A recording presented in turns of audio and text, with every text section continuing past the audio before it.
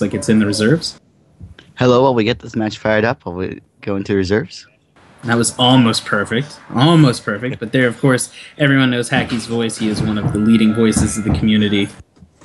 And here we see Bofedy versus Piecetinker. Piecetinker running Urgnok. Bofedy running Elderbrush, Sagebrush, Elderbrush, Coyotal. The Prophecy ability to give the next troop in his deck +1/+1, and an incredibly interesting set of cards in Bofedy's opening hand. We will see the Sapphire Shard come down, and is he on a delay? So it's fun to note, Bofedy smashing people has the punt counter over to the side. I like that. I can appreciate that. Yeah, punt counters are nice. I choose not to run them because really putting a number in the 4th digit there is just too much. We see a turn 1 Quashridge Tusker here, and Bofedy's hand does not look like it's in a great spot to deal with that, but he is running one of the strongest cards against the Quashridge. Stop signal, just as a heads up, this is post reserves, so this isn't necessarily the main deck.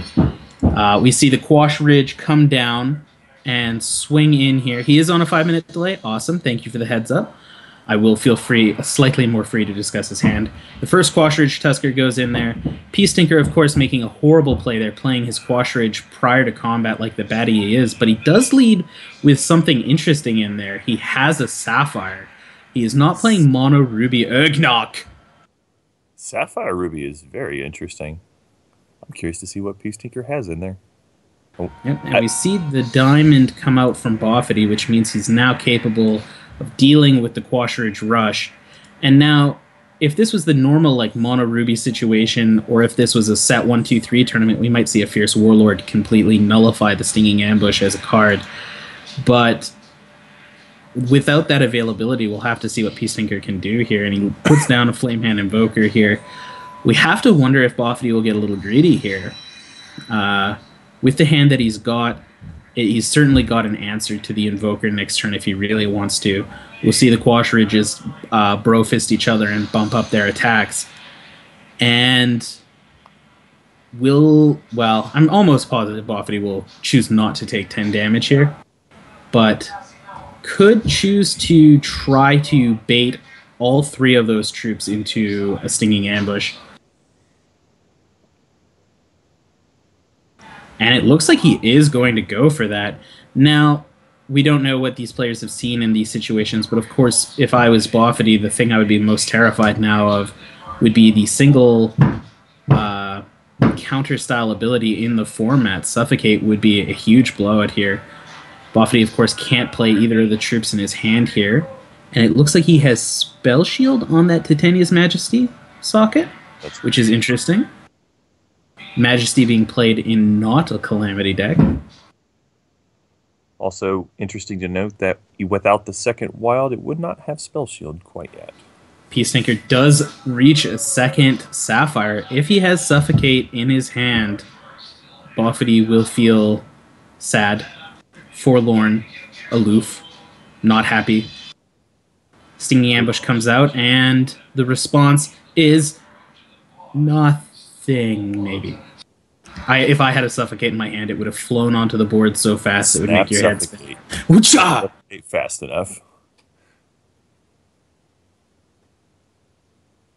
There is nothing else.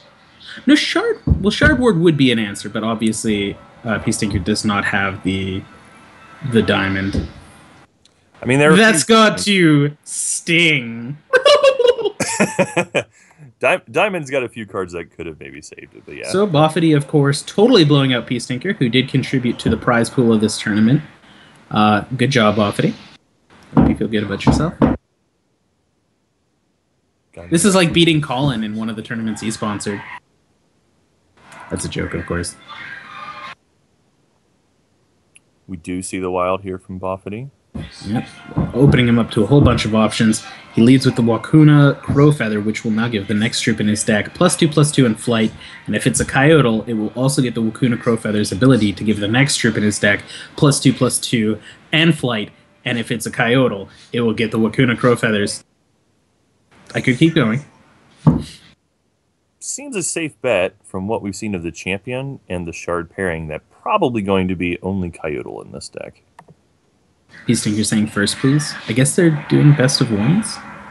No, their time's low enough that that can't be the case.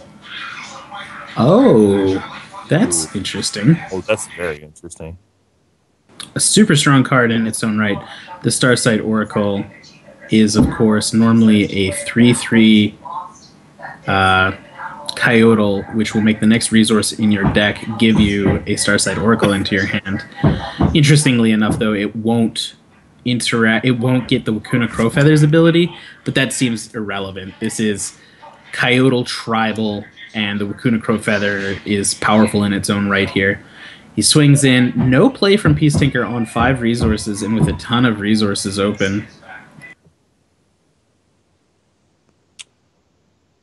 Yeah, Starsight Oracle, great because it can turn all of those useless shard drops that you normally would have had in the late game into actual troops. So, pretty nice little card there. On the other side of the board, Peecetinker lays down a Cerberus, a 2/4 extended art, Rage 1, Crush. This troop deals triple damage card. Now, Bofedy's side of the board is really well stocked up, but there are a couple of very nasty answers, I want to say, that Peecetinker's now opened up outs here. Bofedy has to play at least slightly defensively. The next turn when that Cerberus swings, it will be dealing at least 9 crush damage because of the way the Rage 1 and the triple damage interacts.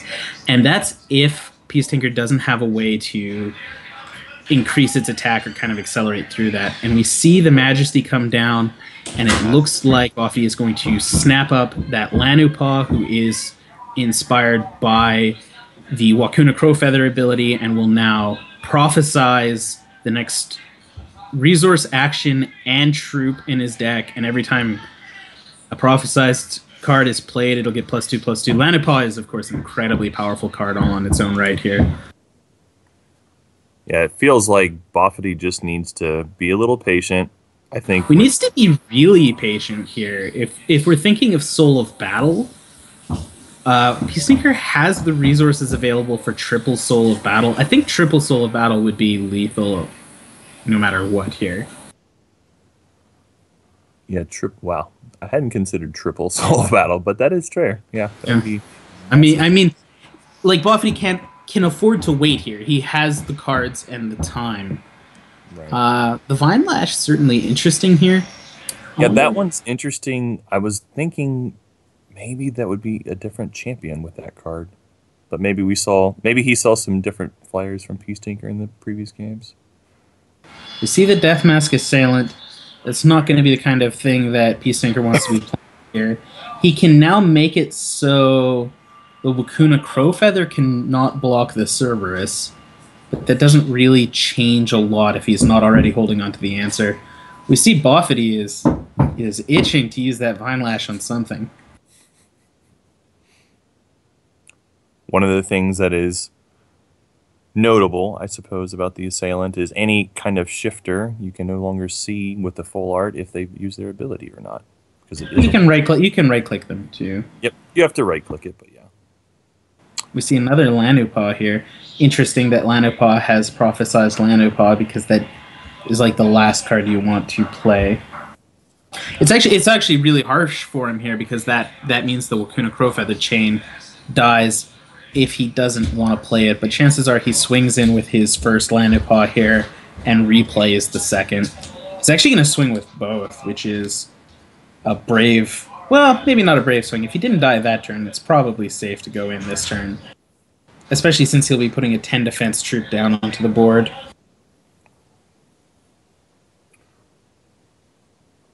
Peecetinker goes to 6. Not in a happy situation for him at all. Lanupaw comes out, which prophesizes the original Lanupaw slightly. This is interesting because this match has no Titania. Well, it has Titania's Majesty in it, but not in the way that everyone expects. There's no Calamity here. And we see Throwback is played on Lanupaw. Uh-oh. This means Peecetinker now has a swing through. Yep, Piecetinker can now shift over the assailant ability onto the Cerberus, and it cannot be blocked. When that actually, and that should be lethal. He uses Fiery Indignation. Is that the game? Yep, that, well, it's triple damage, so yeah, that's going to be the game. Yeah, he didn't even have to have the Fiery Indignation there. Like, he could have just shifted over the ability, and that still would have been just enough. Yeah, Peacetinker a bad player, not knowing how to actually use cards, though. So we have to forgive him for that. So I think it was more like still had all these removal. I don't think Bofedy had an option there aside from not swinging with either troop then. He could have maybe swung with just the one. With just Lanupaw? Yeah. And then brought the second one. Like that's I'm not trying to criticize his play. I've been told that we do that sometimes. It's interesting, like Throwback was such a but with Throwback and Indignation? No, he didn't have an out. The Indignation wouldn't be able to kill the 6/6. Yeah, but Throwback would put it in hand. He had Throwback and Indignation, so... Well, sure, but then you have to do... So, Lanupaw... Yeah, no, I guess. Yeah. Like, he has to my head was not going through it very well. Maybe Peacetinker also had another Throwback. We'll not know. That's possible.